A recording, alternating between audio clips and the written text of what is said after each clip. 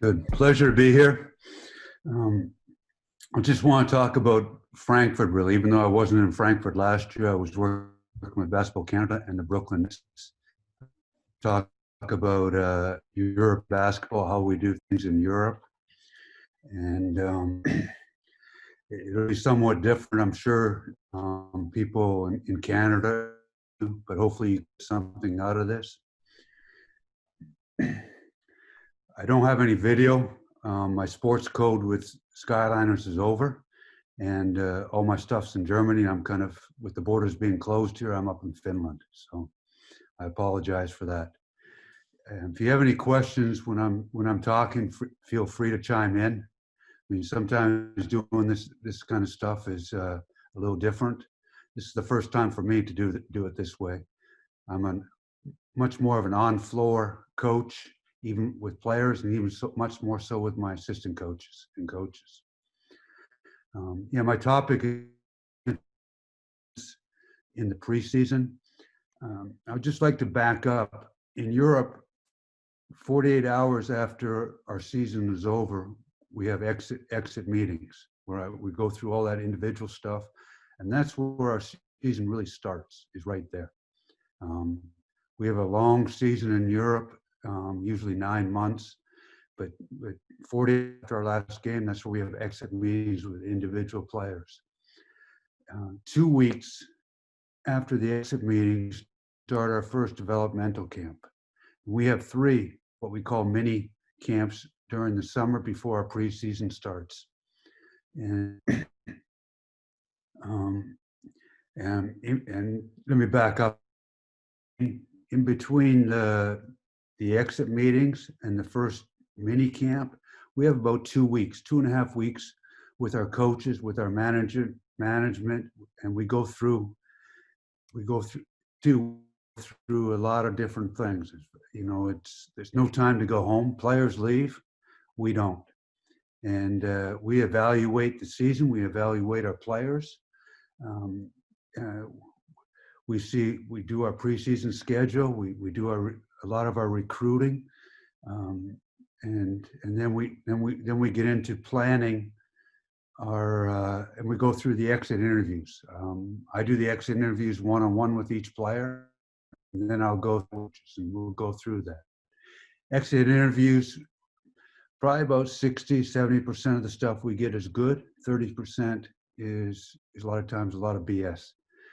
It's just the way it is, and you got to kind of weed your way through it and figure out what is good, what isn't good. Exit interviews, we go through what you liked, what you didn't like, what you did well, what you could have done better, how you liked your role, and I'll go through role setting a little bit later, and that. And first mini camp, we go through. We come in, and I can just show you something real quick here. When we start our mini camp, our developmental camp, this is something I've done with Basketball Canada a little bit. We go through a player development form.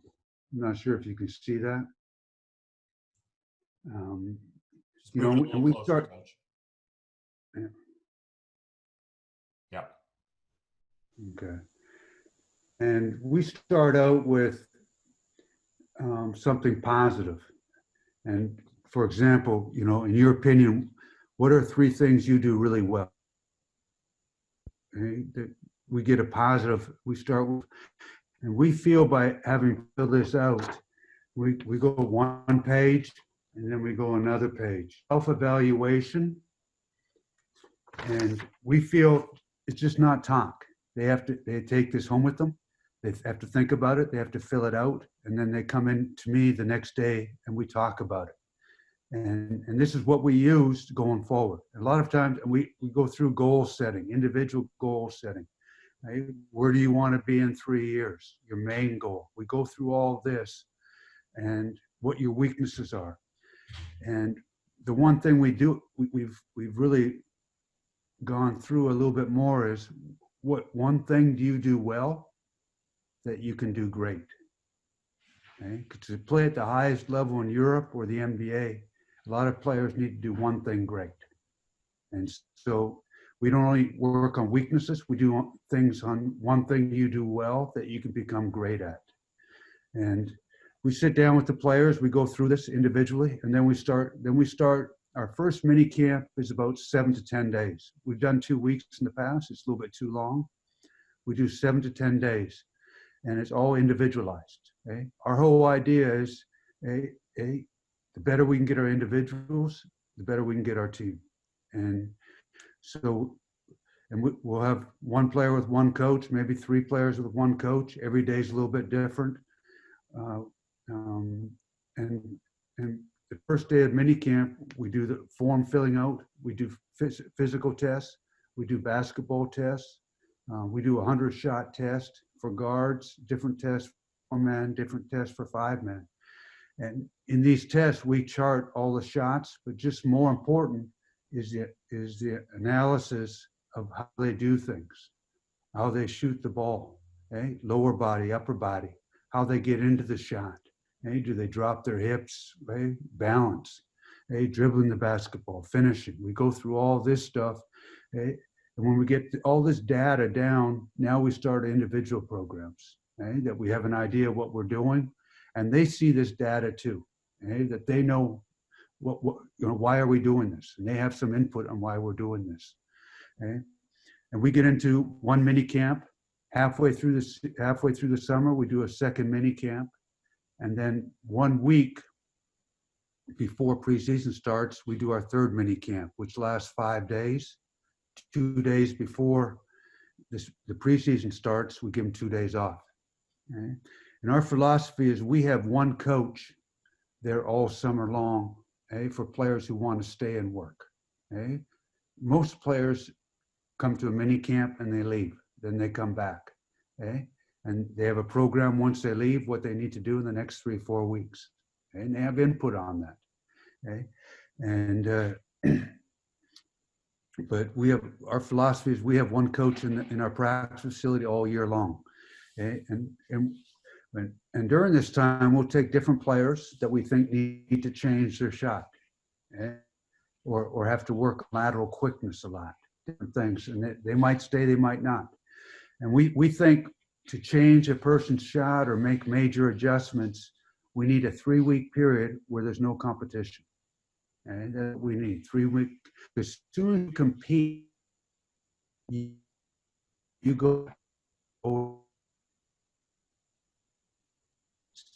So we say 3 weeks. We had Johannes Folkman, who now is a starter with Seska, should be in the NBA. We changed his shot. It took 3-4 days. Okay? We took Isaac Bonga, who plays in the NBA with Washington. It took 5 weeks. Okay, so everybody's a little bit different, but on the average, we say 3 weeks. And we do this during the summertime before our preseason starts. Okay? And we come into preseason. We do medical tests with our orthopedic surgeon. We have one there. We have another doctor, internal med. Okay? He does a lot of tests. We do conditioning tests, we do strength tests, and we do basketball tests.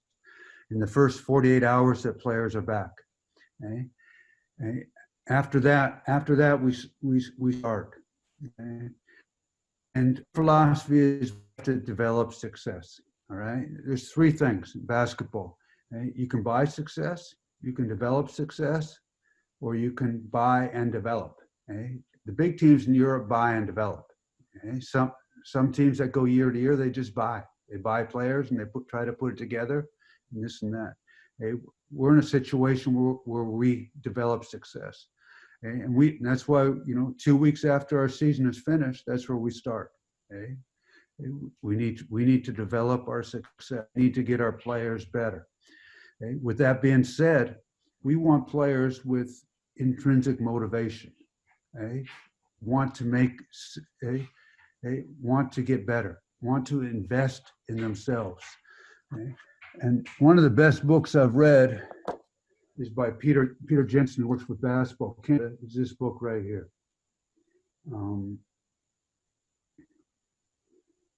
It really hits the individual. on developing the individual. You know, and I've had the pleasure of work with Peter with Basketball Canada on a couple of occasions, and it's been absolutely tremendous. Right? So I'm just gonna flip here a little bit. Sorry.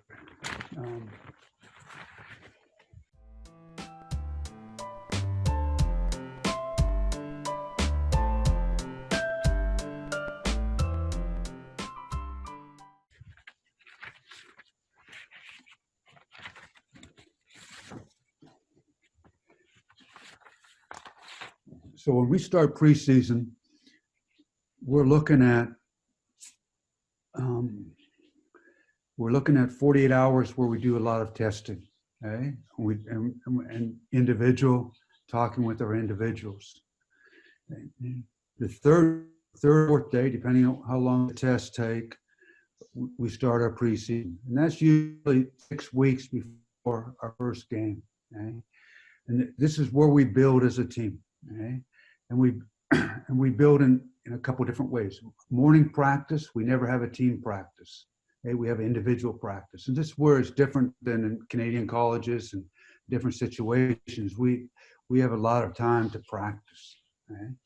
So morning practices, we have individual practices. And it can be strength and skill development. Okay? And we have usually 6 different groups. Okay? 6 different groups with 3 or 4 different coaches. And we go in 3 or 4 different sessions. You know, for example, one group comes in at 9:30, the next group comes in at 10:15, et cetera, et cetera. Okay? Most of the time they start in the weight room or come to the basketball floor.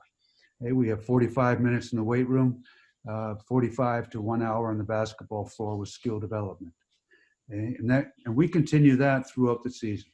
The only time we don't do a skill development practice is the day before a game, because we only have one practice, or the day after the game. Okay? The players that play more than 15 minutes, we don't do skill development. Okay? The players that don't play much, we do a skill development workout. Okay?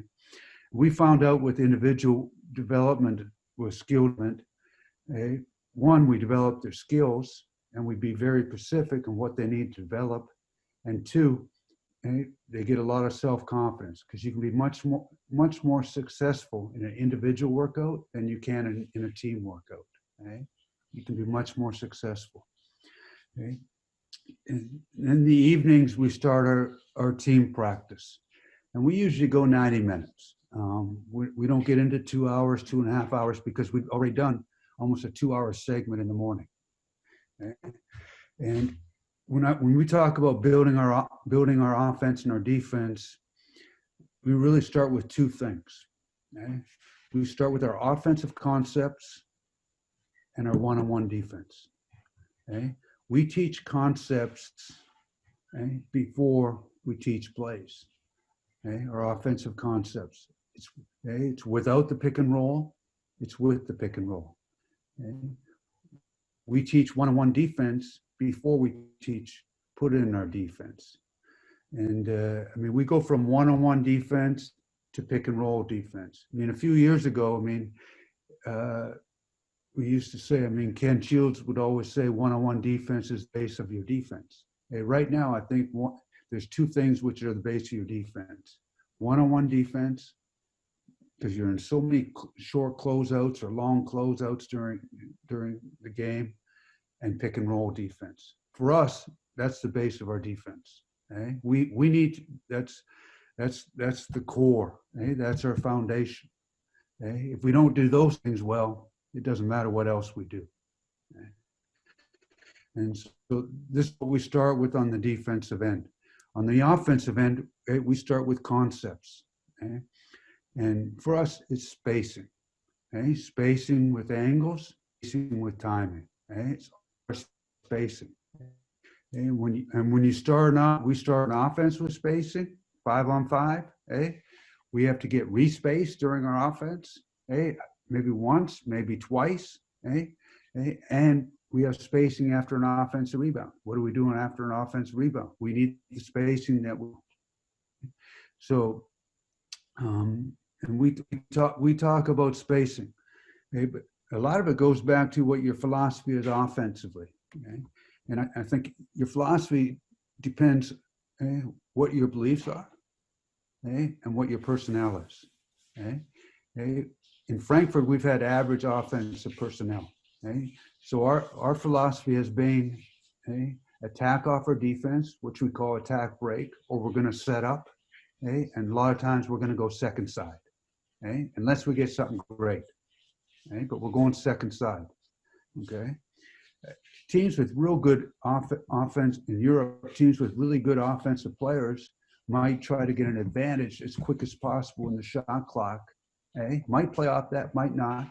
But they'll try to get an advantage real quick in the shot clock. They'll come down and run a little bit like an NBA thing, where it's one pass, some kind of action, try to get an advantage and play through that. All right. It a little bit depends on your personnel, where you're at. All right. So we're putting in both in our team practice, we're putting in our offensive concepts and we're putting in our one-on-one defense. This is what we work on. Plus we're doing the conditioning and the strength, but this is what we're working on for the first 7 days of practice. This is our base. And let me talk about our one-on-one defense first. Ken Shields, I do a lot of Ken Shields stuff. I learned tremendous stuff from Ken Shields over the years. He was with me in Frankfurt in 2004. He was with me in Greece in 2009. He was with me in the Georgian national team. I've learned so much from Ken, and one of the biggest things I learned was one-on-one defense. And we teach one-on-one defense just like we teach shooting. Stance, weight. Where's our weight on our feet? How wide is our base? Where are our hands? Where are our head? And we teach this in a shell situation. We use coaches on offense, players on defense. Because we're teaching shell, we want them to learn how to teach it. And we feel that if you're an average or below average defender, if you have really good technique, you have a chance to become a good defender. If you don't, you're going to be where you're at. It's just the way it is. And some people are blessed with great lateral quickness, this and that, anticipation. Some aren't. But we want to take an average defender and make him a good defender. We want to take a good defender and make him a very, very good defender. That's what we're trying to do. And it starts with one-on-one defense. And everyone's not going to be a defensive stopper one-on-one. It's just the way it is. We feel to be a real good defensive team, we need two great defenders on the perimeter. One's not enough. We need two. And so we work on this. We work on the ball, off the catch, contain first step. We work on it. We work off the dribble, contain the dribble. And we work, I'll try to show it on a board.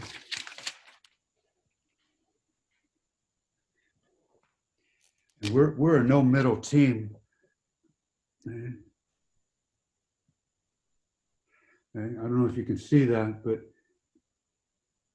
in this area, in this area here. Just lift it up a little bit. Just lift it a little higher. Yeah. Yeah. In this area in the middle, it's middle. We're straight up. We're straight up. We're heel toe. We really work. Doesn't matter which way you go. We have to contain the first step. We got to keep them out of this area right in here. On the sides where we're strongest, we influence baseline. We don't say force baseline, we say influence baseline. We want to stay out as many rotations as possible. Offensively, we like to force rotations. But the one place we will rotate is baseline. All right. And it's gone a little bit back and forth. I mean, Nick Nurse with the Raptors, he plays straight up everywhere. All right, with the Canadian national team last summer, we played straight up. It was interesting for me. It's a little different, straight up. Okay, but I've always been a no middle kind of coach. But it depends where the ball is on the floor, how your feet are, and it takes time. It takes time to go through this. And so we go on the ball, off the dribble, on the dribble, in different spots on the floor. And we use coaches on offense. First and foremost, we use coaches. We want to get the right technique before we go live. It's like shooting. If you do stuff and you get into competition, you're not going to get it. We try to get the right technique And then we go live situations, and then we might come back. It's teaching. And with the one-on-one defense, we have closeouts. We have 3 types of closeouts we teach. We teach hard on shooters. We teach normal. We teach soft. All right. We have 3 types of closeouts we teach. Closeouts on the side, closeouts on the middle, completely different. We teach stunts to closeouts. We teach open to closeouts, open stance to closeouts, stunts to closeouts. We teach rebounding one-on-one. We teach post defense one-on-one. And that's our one-on-one package, that we go through that. We teach all that before we get into any kind of defensive stuff. But to a certain extent, we like to teach whole part whole, where before we got into the one-on-one defense, I'll explain our whole defense to them. We won't do it live. I'll explain what we're doing, that they understand what, when we get to the part, what we're building to on the whole. I don't like to teach part whole because they have no idea what we're going to. And whole, the first whole can be an explanation, demonstration. You might demonstrate on the floor. It can be different things. Then you get into the parts. Then you get back to the whole. We talk about it. We might show it, a little demonstration, what our defense is going to look like, and then we're going to build. Second thing we do, and we do it simultaneously. We're not teaching 90 minutes of one-on-one defense. We're going back and forth. We spend more time teaching spacing on the defensive end. When I started, I was probably 7% defense, 30% now that's almost flipped. I'm almost 70, but it takes a lot of really good offensive team with concepts. And when you teach concepts, it's a lot more difficult than just going out and teaching plays. So the second thing we do when we start is our offensive concepts. And like I said, our principles are: we run off our defense, an attack break, or we're in a setup situation. Just give you a little philosophy. And we talk about 2 speeds. We're in attack mode or a control mode. Attack or control. When I've found out when you get in between, that's when 4 guys are standing around, nobody knows what's going on, and that's when you have a lot of your turnovers. And our philosophy is, we want to attack off our defense. We're looking for something easy, get down the floor, move the ball. Maybe we run a drag screen, attack off our defense. If they score, we're setting up. I don't run a secondary break anymore. I ran it for 15 years. I got out of it because we weren't attacking. And when you get to playoff time or fourth quarter, playoff time, we never ran a secondary break. It was always fast break off our defense or set up and control. And so, and when we run a half court offense, a lot of times we're looking to go side to side. And we might try to get an advantage early, depending on what we're running and who we're playing. But we teach our concept before we teach plays. And it's all about spacing. And we start, and really, like I said, you space, you respace, you respace. And you have to be able to change angles to respace. And when you have certain guys who've been in your system for 2-3 years, the other guys catch on pretty quickly. But we've had some guys that, it takes time. And our base thing is strong side. We can't let one guy guard his and help. Weak side, we can't let one guy guard 2.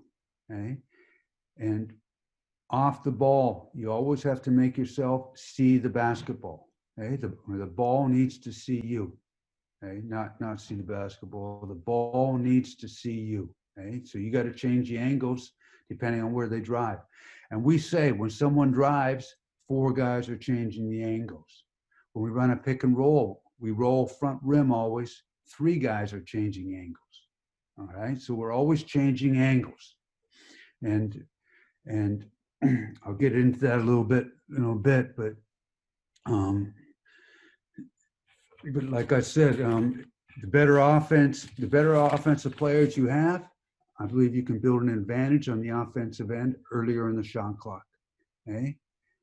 The average offense, if you're an average offensive team with average personnel, okay, you have to build an advantage later in the shot clock. You can't build an advantage first side against a real good team. They're going to drive it down your throat. Okay? So when I say we teach concepts without ball screens. Okay? We teach ball screen concepts 2-on-2.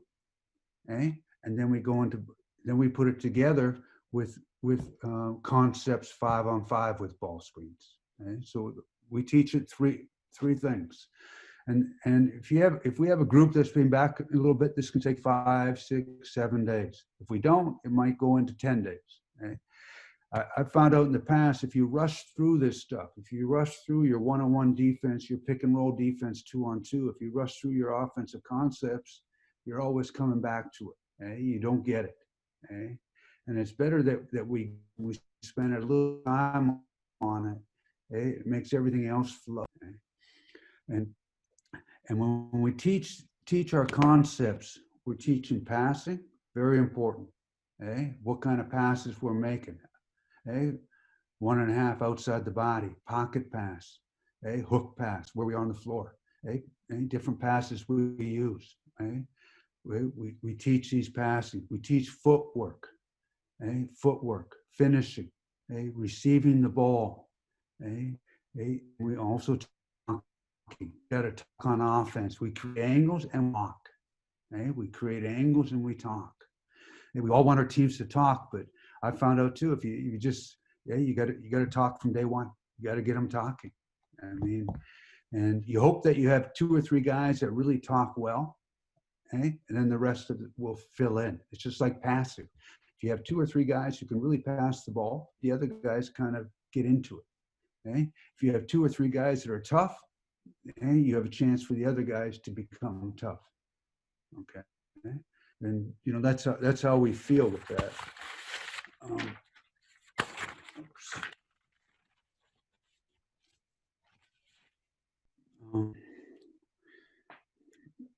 So we have progressions on. I can't really show you this, or I can show you, but it's real simple. I think, guys, we start 2-on-0, 2 perimeter, 1 perimeter, 1 post, ball in the post, 1 perimeter. And we go through our spacing, different spots on the floor. And then after the 2-on-0, we'll put a coach on defense, dummy coach, that they can read and react in situations. We'll go 3-on-0, same situations all over the floor. We'll go 3 out. It might be 1 in the post. We'll go 4-on-0, and we'll build it up to 5-on-0 with no ball screens. All the angles and spacing that we want to use. We'll shoot the ball 5-on-0. We get an offensive rebound. What are we looking for? What's our spacing? We on our offensive rebounding, guys foul line extended and below are offensive rebounders. The 2 guys up in the slot stay in the slot. Okay? 1 step off the slot. If we get an offensive rebound, we're a quick put back, or the guy in the slot where the ball is coming from behind. I'll just try to show it to you real quick. Real simple, but we found out we get a lot of 3-point shots off offensive rebound. 2 years ago in Frankfurt, we weren't a very good offensive team, but we led the league in rebounding, and we got a lot of points off rebounding. So below this line, when the shot goes up, everybody below this line is rebounding. Just a little higher, coach. Lift it a little higher. There you go. Yeah. And we love rebounding out of corners. We love rebounding out of corners. And we rebound with our point guard. A lot of guards out. And if we get an offensive rebound, for example, we get an offensive rebound for here, that's where we are. This guy's got to come from behind. We pivot, we hit that, we come, boom, and we're looking to swing the ball to the other side might get a here, we might get a 3 here, we might get a 3 here. Okay, we say once the ball is here, we get an offensive rebound. We got 3-4 seconds to make a decision, or we set up. We go into a horns situation. Because after an offensive rebound, 40 seconds. But that's the spacing we want. Okay? That's the spacing we want. That's what we fill. Okay? And that's how we build our defensive transition. Okay? If you're up here, okay, and a shot goes up, you're not an offensive rebounder. I found it's very hard to go from here to get back. We have an exception if we have a 4 who's a great offensive rebounder. Right? We give them a little bit more freedom. Right? But we have spacing when we start an offense. We have respacing, and we have spacing after we shoot the basketball, what we're doing. Okay? We love corners. Okay? We build everything in our corners. We bounce off the corners to begin with. We flatten out the defense. Okay? But when a shot goes up, we never stay in corners. Okay? We use corners. We never stay in corners. Okay? Let me back up a little bit. When we teach spacing, sometimes we'll teach it, especially getting to the corner without even a ball. Okay? So we teach run slide. Okay? So a player is here, okay? We're going to run and then we're going to slide. We're going to run, slide. Okay? Too many times we get called for turnovers when people put their foot out of bounds. Okay? They back. So we teach when we go 2-on-0, even before we go 2-on-0, we teach how to get to the corners. How to get to the corners in the half-court offense. We teach run, slide. 2 steps, run, slide steps. We teach side and shot. And with the spacing and angles, we teach how to lift, when to lift. Is the ball going towards you, or is it going away from you? We teach those, because our philosophy goes back to when we run a half-court offense, when we feel an advantage, and use that advantage, we're out of our half-court offense. We're out of our half-court offense. Now we're playing basketball with our spacing and angles. And we go through all those progressions without ball screens. Okay? The next thing we do is we teach 2-on-0 ball screens. 2-on-0 ball screens. We teach against flat. Okay? We teach against drop. We teach against ice on the side, ice in the middle. We do 2 different things. Ice on the side, we never turn the screen. Okay? It's just a trap situation for most teams. Against ice on the side, we look for a pocket pass, get it to the elbow, make one more pass to the other side. Ice off the slots, we like to turn the screen and snake it. Against hard show, if I'm going tight, I like to make the first pass to the right. We want 2 passes out against the hard show. Same against the trap. And we run short roll against both of them. Okay?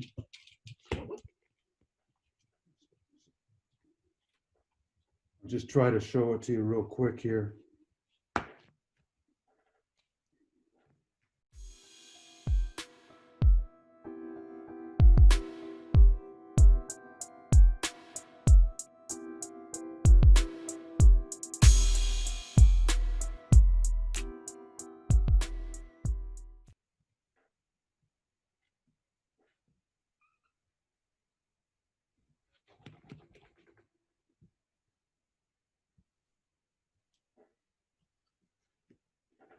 Yeah. So we're in that situation, and if we know a team's showing or trapping, we want to extend it. We want it 2-3 feet above the 3. We want the ball screen 2-3 feet above it, to make sure we know it. But if they're trapped, we call what we call a nail roll. We want the big to go right. Call it nail roll. If we hit the big, the bottom of the 2 side is cutting. We can't let one guy guard it. And we work against. We don't see much hard show and trap in Europe. We've seen a lot more this last couple of years. We see a lot of flat. We see a lot of ice, and so we work on our ball screen off and all those stations before we put it in a play.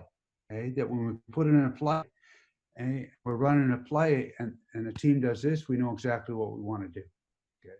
And I have found out that if you give the team too many options to do against flat, you don't do anything well. Okay. We try to get one thing we do really well against flat, then we might have a secondary thing we go into a game. One thing we do really well against ice, off the slot area, maybe we turn the screen. Maybe we pop, pass, swing, another ball screen, different things against ice. Okay, so so we work hard against the switch. What are we doing against the switch? Okay, against the switch, if we're on the left slot, we try to get the ball to the right slot as quick as possible. Okay, we like to get a front rim roll. Against switches, we look for two things. We look for front rim, or we're looking to slip the screen. Okay, cause confusion. Those two things we're looking for. Okay, and then we build corners. We want front rim that if they help out of the corners, we can throw a skip pass and attack. Okay, okay? But so many teams switch nowadays, you have to really work on it. So and the switch we work on 3-on-0. We do a lot on 3-on-0. Okay, and then we'll put a coach in there. Okay, maybe 2 dummy coaches. Okay, against the flat. Well, if we have that chance, we use 2 coaches, dummy. Okay, just that they understand how to read. And in all these ball screen, we do 2-on-0. You're not only working on ball screens, you're working on how to screen, wide base, okay, how to roll. Okay, on the side we sprint. We set screens and we sprint like the Yugos do. In the middle, we roll. And we teach that. Okay? We teach what passes we want to use, okay? Off a ball screen. Okay? Okay? So we do all that 2-on-0. After we finish that, we go 4-on-0 ball screens. Okay? And we do that away from the 2-man side towards the side. And this is where we really teach it that, sorry. Can I have a piece of paper to erase it? Hey, talus paper, paper, talus paper. Okay.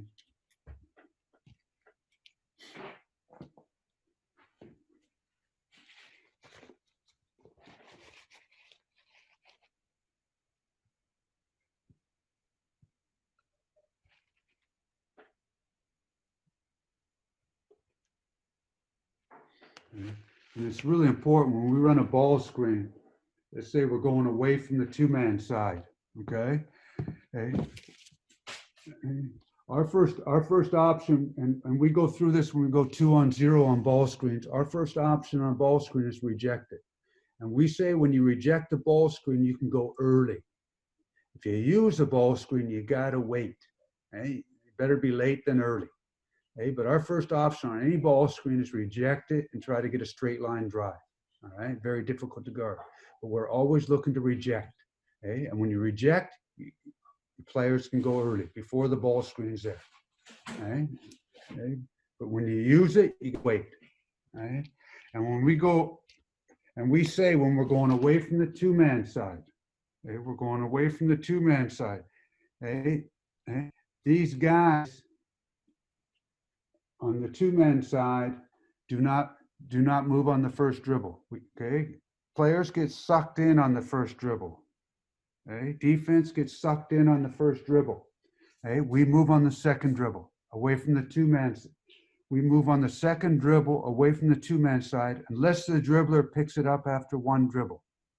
Okay? Okay? We move. Okay? And now we're lift, and this guy changes the angle slightly. The farther he dribbles down, okay, the farther we come. All right? And off the ball screens, okay, so ball screen going away from the 2-man side, okay, we move on the second dribble. Okay? And we're not looking for pull-up jumpers. We're looking for roll, seal, front rim, roll, seal, front rim, or we're looking to get ball movement off ball screens. That's where we run it. Okay? And we're looking to force bad rotations, long closeouts that attack. remember coaching in Greece a few years ago, coached against Obradovic and Panathinaikos, which is, if not the best coach in Europe, one of the best coaches in the world. His whole thing was getting to the corner, drive middle of the corner. Eh? That was the advantage, but they weren't looking to score off that advantage. It was the next one they were looking to score off. Eh? But his whole thing was get the ball to the corners, eh? Swing, drive it middle, eh? And create another advantage. If we go towards the two-man side on a ball screen, eh? We move on the first dribble. If we go towards the two-man side, we move on the first dribble. If a team stunts on us and we see a back, and if my man sees the back to him, we're a cutter. We're a cutter. And this is the stuff we go through 4-on-0. 4-on-0 that they understand. We'll use dummy. We'll use, if much as possible, if you can use this as dummy, okay? But we'll do that 4-on-0. Okay? And use coaches that we understand. Then we go into 5-on-0 stuff. And the faster we can get into 5-on-5, the better. Okay? That we understand. But we found out it's much better to use coaches as dummy, and that they understand the reads and how to do stuff. Okay? Read and react, and then get into live situations. Okay? I had some papers all fell out. We go 5-on-0 against switches, 5-on-0 against ice on the side, 5-on-0 ice in the middle where we snake it. Now you got, and anytime we see a flat or we ice stuff in the middle, we hold the screen a little bit longer. Different things we work on. And when we put in the spacing,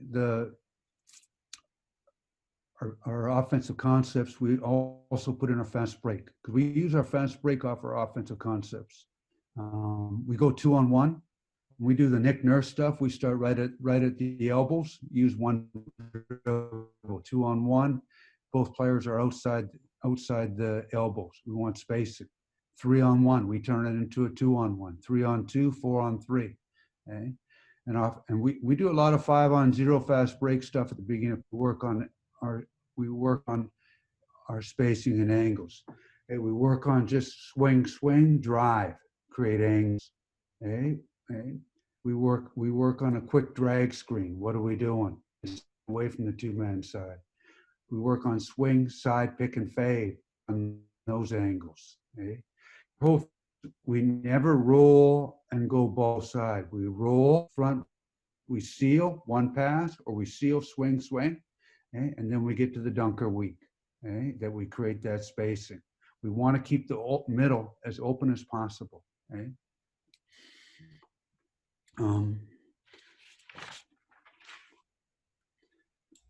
Coach, if you want, there's a few questions we can ask if you want. Sure, yes. All right, great stuff. Really, really good stuff. Let me go back here a little bit. Coach Luca, and coaches, please post your questions. Let's take advantage of Gordie while we have him. Tremendous stuff. Coach Luca asks, I know you played a lot of Spain stack pick and roll sets with Frankfurt team, and it was really effective. Do you also practice concepts of the Spain pick and roll already in preseason? You mean the stack offense? Yeah. I guess he's asking. Yeah, we do. A lot of it. Do you use it in preseason too? Usually we don't start it in preseason. We do the basic stuff, and then we'll put it in a little bit later. We want to get the basic stuff first. But with our stack, we do a couple different things. I mean, we set the back screen, or we slip it. It's just like set a screen on the ball. Set it or slip it. And we also run clears. So we'll come down one time and run a normal stack with both corners filled, and then we'll clear the guy and run another one, because teams will switch little against the stack. So and we'll run a couple different options off the stack. But 2 years ago we ran a lot of stack off basic sets, and we try and disguise it. as much as possible. But we'll work on that a little bit later. And we save some stuff. We don't show everything in the preseason. Stack is one of the things we'll work on that we won't show in the preseason, because we want to put in our basic offense, and then of our basic offensive sets, we'll put in the stacks of it. I'm not sure did I answer that question? Yeah, absolutely. Absolutely. No, it was just in relation to, again, the way that you started the preseason doing, one-on-one defense and concepts before plays. And then he was curious, I think, because you ran so much stack, if that was also the case. So you answered it perfectly. We didn't have great offensive players, and we had to find different ways to score in the half court. So we ended up running quite a bit of stack with the 4-man setting the screen, with the 3-man setting the screen, back screen, different things, clearing sides out, fake the stack, go off of ball screens. We ran different things off the stack just because we had trouble scoring. Understand. This may be beyond the scope of what you can do in the next kind of 12 minutes, but can you diagram some of your transition actions was a question. Yeah.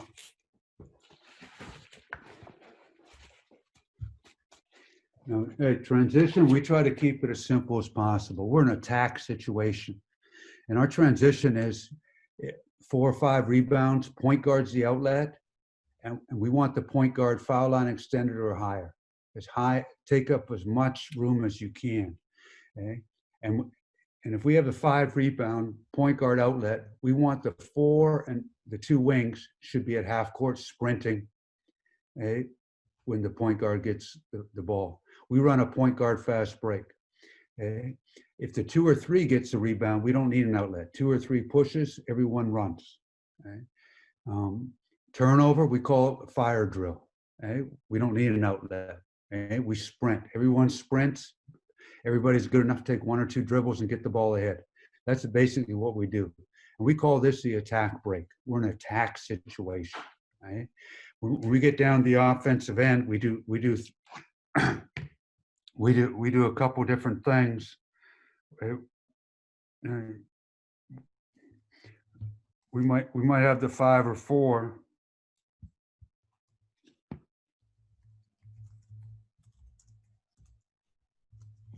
Okay. But we like to work on this. We don't want the ball over here. Okay.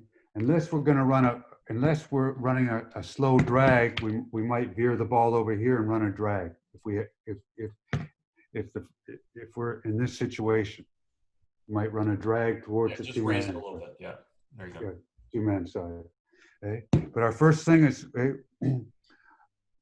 we want to if there's advantage, we want to get the ball ahead. Okay. If these guys don't if the 2s and 3s do not get the ball, they got to get to the corners.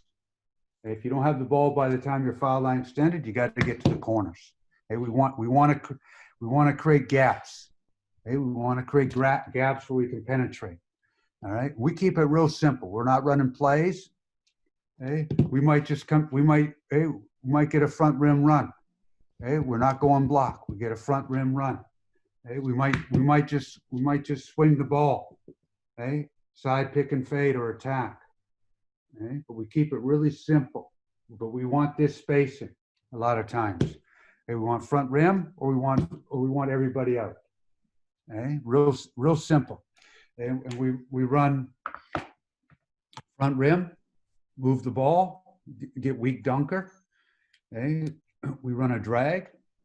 Okay? It might be a double drag, might be a single drag. Okay? But real simple. Okay?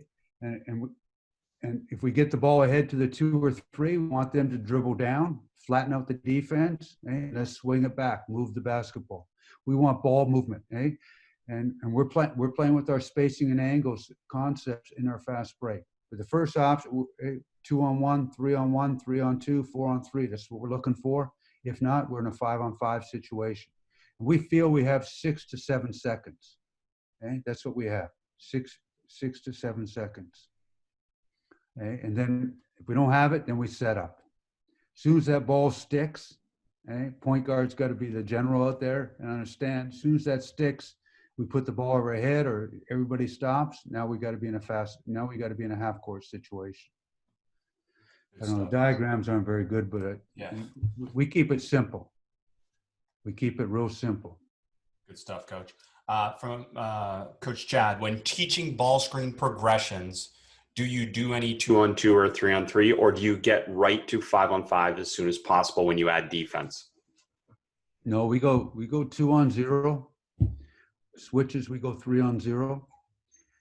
Just the idea of what kind of passes we want to make. And we do that because how do we want to set the screen? Where are our hands when we set the screen? Where do we want to roll? And this and that. And then we try to put on some dummy defense that they get confidence in what we're doing, what we're teaching.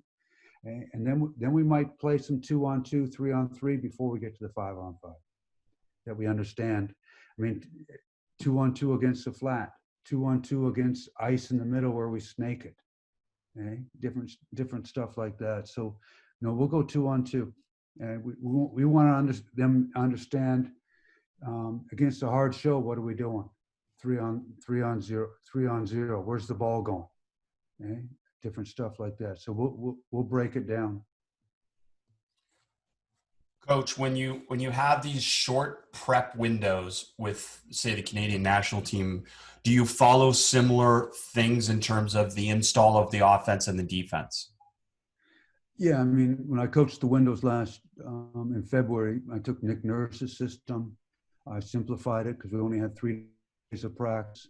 I really simplified it, and less is best sometimes. And we put in only a couple plays. We put in the defensive system, special situations. And then we go play. And I think if you try to do too much stuff in those windows, you're going to just end up not doing anything well. We had to make sure we had a zone offense in if we saw a zone. What are we doing baseline with 1 second? Under 5 seconds, 7 seconds, 10 seconds, 14 seconds. What are we doing side out in those situations? Full court, special situations. And then we didn't have very much offensive stuff. We ran some stack, some of Nick's stuff, and the defense. So we just had to really, you have to really maximize the time you have and what you want to put in, and try to put in as much stuff that is similar to what you've done in the past. Yeah, no doubt those short windows are challenging. From Coach Chris, how did you develop your offensive philosophy? Obviously over years, but what are some of the main influences, do you think, Coach? I think coaching against Obradovic in Greece, knowing David Blatt real well, how he played. I did some clinics for FIBA Europe back in, I think, 2007, 2008 on spacing and angles. My philosophy's changed completely since I started coaching. I never did any of this when I started coaching. I did plays. Then I tried running motion, couldn't do that. And then I came on to this probably about 10 years ago, just with and I didn't teach it that way then. I taught offenses before I taught the concepts, but I found out much more successful teaching concepts before you teach plays, because you're playing your concepts out of plays, and you need to know what you're doing. So I've been doing it this way probably for the last 6 or 7 years. My assistant coach in Frankfurt, Klaus Pervis, and we've really built a system. And then we built on it, we've adjusted it. We take stuff from other coaches and we adapt it into our system over the last 5 or 6 years. And then going with Nick and Kenny Atkinson with the Brooklyn Nets, it was totally different. It was a totally different system. I mean, Nick's got the triggers that he does 4-on-0, and they do a lot of triggers, and they get into their spacing and angles 4-on-0, which is really good too. And then they go 5-on-0, and he's got really good triggers, really good spacing, how they want to do stuff. Kenny has it a little bit different. both coaches a lot of respect for. They've worked up their way up from ground zero, and where they are now is just, it's amazing. Yeah, tremendous stuff. Tremendous stuff. Well, coaches, we cannot thank Coach Herbert enough for spending time with us and his willingness to present at the Cross Canada Coaches Clinic. We are hopeful you will all continue to follow the clinic and support it on social media. Please take time and give the Canball Clinic a shout out on social media and tag at B-Ball Immersion and at GTS Sports Inc. And Coach Herbert, just any last thoughts, but thank you for spending some time with us. Yeah, and, I mean, what I talked about, then you get into the pick and roll defense, which we do 2-on-2. What you're going to do, we have 2 or 3 different ones. Then we get into the 5-on-5, we build our offense, we build our defense. Yeah, and talk about roles that we do. I just wrote one comment on how we do roles. I mean, a lot of players, you say, you coach, you say, well, I don't know, you didn't know the role, didn't know my role. I sit down with each individual for our last expectations, what they do well, what they need to improve, and I explain them and each individual that, and I explain each player's roles to the whole team, that we all know what each player's role is, and that's really how I do roles, and everything's very, very clear. I mean, roles change during the year, performance, injuries, different situations. And just because you have this kind of role now doesn't mean you're going to have this kind of role in a month and a half from now. But I like to play a 9-man rotation, and I like to have the role set, what we're doing. I like to have my 6th and 7th man be good enough to start, that when you make those first 2 subs, you become stronger, not weaker. And there's not enough balls to start your 5 best offensive players. There's just not enough. And I believe when you start a game, defense, you want to have your intensity, your toughness up. Offensively, you need 5 guys out there to start a game that can execute half-court offense. And you got to be able to execute a half-court offense in the first 3-4 minutes of a basketball game to set the tempo, control the tempo you want.